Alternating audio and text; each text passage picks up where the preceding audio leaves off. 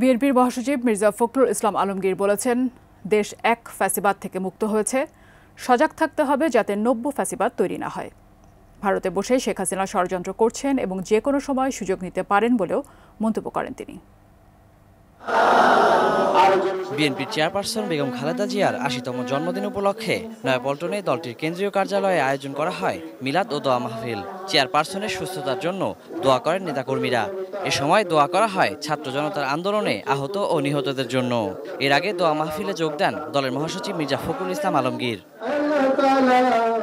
মির্জা ফখরুল বলেন, ভারতে বসে শেখ হাসিনা ষড়যন্ত্র করছেন, ওই চক্রান্তকে রুখে দিতে হবে।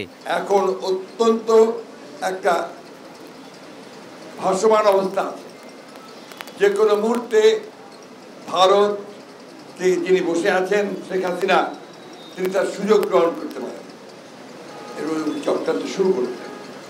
সেই চক্রান্তকে প্রতিরোধ করাই এখন আমাদের কাজ। এক ফ্যাসিবাদকে পরাজিত করলেও নব্য ফ্যাসিবাদ যেন না আসতে পারে, সেজন্য সজাগ থাকার আহ্বান জানান বিএনপি মহাসচিব।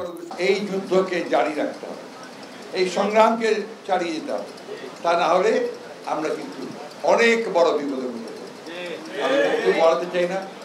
এক ফ্যাসিবাদকে পরাজিত করেছি আমরা, নব্য ফ্যাসিবাদের জন্য না আসতে পারে তার জন্য আমাদেরকে সজাগ থাকতে হবে। চিকিৎসার জন্য খালেদা জিয়াকে শিগগিরই দেশের বাইরে নিয়ে যাওয়া হবে বলেও জানান তিনি।